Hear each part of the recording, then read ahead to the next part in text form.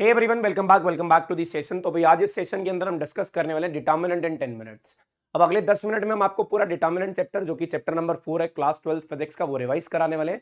इसके अंदर आपको सारे कंसेप्ट, सारे फॉर्मुलाज मिल जाएंगे, किस तरीके से आपने क्वेश्चन को करना है और उसके बाद आप लोग इस क्वेश्चन को बहुत अच्छे से सॉल्व कर सकते हो। तो भाई देखो यार, डिटर्मिनेंट होता क्या है? एक सिंपल सी बात करूं, it is a single value assign to a square matrix. Square matrix को एक सिंगल वैल्यू दी जाती है। वो मैट्रिक्स आपका 2x2 भी हो सकता है, वो मैट्रिक्स आपका 3x3 भी हो सकता है, किसी भी तरीके का मैट्रिक्स हो सकता है। तो उसको आपको वैल्यू असाइन करनी होती है। अगर मैं बात करूं, यहाँ पे एक मैट्रिक्स दे रखा है आपको ABCD। अगर मुझे इसकी वैल्यू निकालनी है तो कैसे निकाल लूंगा? Product of diagonal elements. आपने इसके डायगोनल एलिमेंट्स को मल्टीप्लाई करके माइनस करना है नॉन डायगोनल एलिमेंट को। Product of diagonal element minus में नॉन डायगोनल एलिमेंट, माइनस में नॉन डायगोनल एलिमेंट। लेकिन अगर 3x3 मैट्रिक्स की बात करता हूं तो आपको इसको एक रो या एक कॉलम के अलोंग एक्सपैंड करना होता है। जैसे मैंने इसको एक्सपैंड कर लिया R1 के अलोंग। आप देख पा रहे हो R1 को मैंने अगर जिसके अलोंग एक्सपैंड करना है ना, उसको आपको साइन प्रोवाइड करने पड़ेंगे। उसको आपको क्या करना पड़ेगा? साइन प्रोवाइड करने पड़ेंगे। जैसे मान लो ये एलिमेंट आपका A11 है, अगर मैं 1 और 1 को ऐड करता हूं तो आपका आंसर आ रहा है 2, जो कि एक ऑड नंबर है। ऑड नंबर वाली टर्म को आपको पॉजिटिव साइन देना है। इवन नंबर वाली टर्म को आपको पॉजिटिव साइन देना है, ऑड नंबर वाली को नेगेटिव देना है, क्योंकि इसका नाम है, ये फर्स्ट रो थर्ड कॉलम में 1 और 3 को ऐड करके आपका 4 ऑर्डर आएगा, और 4 का मतलब इवन नंबर है तो इसको पॉजिटिव साइन दिया जाएगा। तो आपका पहला एलिमेंट +2 था, आपका पहला एलिमेंट +2 था। इसके सामने वाली रो कॉलम को डिलीट कर दो। ये 4 एलिमेंट बचे, इनका डिटर्मिनेंट सॉल्व कर दो। ये 4 एलिमेंट बचे, इनका डिटर्मिनेंट सॉल्व कर दो। 6 minus minus of 1, 6 minus minus of 1। फिर उसके बाद अगला element minus of -1 will be +1। Leave this row and column. इसके सामने वाली रो कॉलम को डिलीट कर दो। इसको डिलीट करने के बाद हमारे पास फिर से 4 एलिमेंट बचे, 1 2 3 4। इनका डिटर्मिनेंट सॉल्व करके हमारा आंसर क्या आएगा? That you will get 9 minus 4, 9 minus 4। फिर +3 के लिए leave this row and column, और यहां से क्या होगा? -3 माइनस ऑफ 8। इसको सॉल्व करके हमारा आंसर क्या आ गया? -14। Determinant can be positive, determinant can be negative, determinant can be 0। इन तीनों में से कोई भी हो सकता है। मतलब आप ये मान के चल रहे हो आपका डिटर्मिनेंट पॉजिटिव भी आ सकता है, नेगेटिव भी आ सकता है, 0 भी आ सकता है। अब बात करते हैं सिंगुलर मैट्रिक्स की। तो भाई सिंगुलर मैट्रिक्स क्या होता है? ऐसा मैट्रिक्स जिसका डिटर्मिनेंट 0 होता है। वो मैट्रिक्स जिसका डिटर्मिनेंट 0 होता है वो सिंगुलर होता है, और जो नॉन सिंगुलर होता है उसका डिटर्मिनेंट नॉट इक्वल टू 0 होता है, और जो नॉन सिंगुलर होता है उसका डिटर्मिनेंट नॉट इक्वल टू 0 होता है। फिर बात होती है माइनर्स की। यार माइनर मैट्रिक्स कैसे निकलता है? ये जो ऑर्डर आपके मैट्रिक्स का होगा वही ऑर्डर आपके माइनर मैट्रिक्स का होगा। अब आपने मान लो इसका माइनर एलिमेंट निकालना है, इसका माइनर एलिमेंट निकालना है, जिसका भी माइनर एलिमेंट निकालना है उसके सामने वाली रो कॉलम को डिलीट कर देना। जो एलिमेंट बचेंगे उनका डिटर्मिनेंट फाइंड कर देना। जो एलिमेंट बचेंगे उनका डिटर्मिनेंट फाइंड कर देना। इसके रो कॉलम को डिलीट कर दिया। ये एलिमेंट अकेला बचा था, अगर ये अकेला बचा था तो ये पूरा का पूरा एलिमेंट उठ के यहां पे आ जाएगा। अब आपने क्या निकालना है? इसका माइनर एलिमेंट का माइनर मैट्रिक्स का ये वाला एलिमेंट निकालना है। अगर इस एलिमेंट को निकालना है तो मैट्रिक्स के अंदर से आपको ये वाली रो कॉलम को डिलीट करना है। एलिमेंट कौन सा बचा? C। इस एलिमेंट के लिए इसको डिलीट करा तो एलिमेंट कौन सा बचा? B। इस एलिमेंट के लिए इसको डिलीट करा तो एलिमेंट कौन सा बचा? A। ये आपका माइनर मैट्रिक्स आ गया। देखो यार, जोन से एलिमेंट का आपको माइनर मैट्रिक्स निकालना है, जौन से एलिमेंट का माइनर मैट्रिक्स निकालना है उसके सामने वाली रो कॉलम को डिलीट कर दो। उसके सामने वाली रो कॉलम को डिलीट करके आपका जो एलिमेंट बचेगा उसका डिटर्मिनेंट निकाल के आपका माइनर मैट्रिक्स आ जाएगा। फिर अब कोफैक्टर है। कोफैक्टर के लिए क्या फॉर्मूला यूज करते हैं? Cij इज इक्वल टू -1 की power i plus j into Mij। I और जे रिप्रेजेंट कर रहे हैं that order of that row column. अगर i और j को ऐड करके इवन नंबर आता है तो आपका आंसर पॉजिटिव रहेगा। i और j को ऐड करके ऑड नंबर आता है तो आंसर नेगेटिव रहेगा। जैसे इस एलिमेंट का नाम है A11, 1 और 1 को ऐड करके क्या आएगा? 2।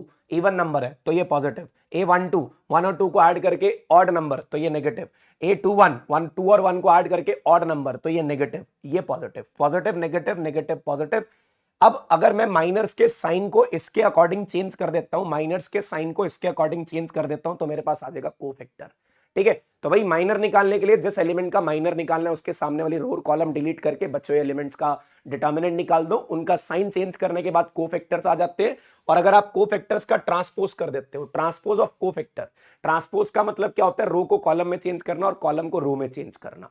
रो को कॉलम में चेंज करना और कॉलम को रो में चेंज करना, दिस इज कॉल्ड ट्रांसपोज।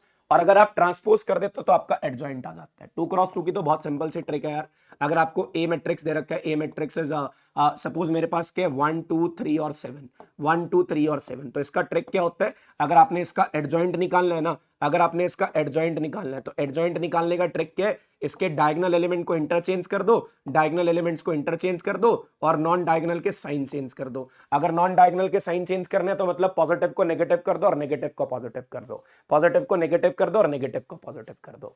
फिर इनवर्स निकालने के लिए क्या करोगे, डिटर्मिनेंट आपने निकालना सीख ही लिया, 1 by determinant A into adjoint A, 1 by determinant A into adjoint A. आपने डिटर्मिनेंट एडजॉइंट ए को डिटर्मिनेंट ए से डिवाइड करना है, एडजॉइंट ए को डिटर्मिनेंट ए से डिवाइड करना है।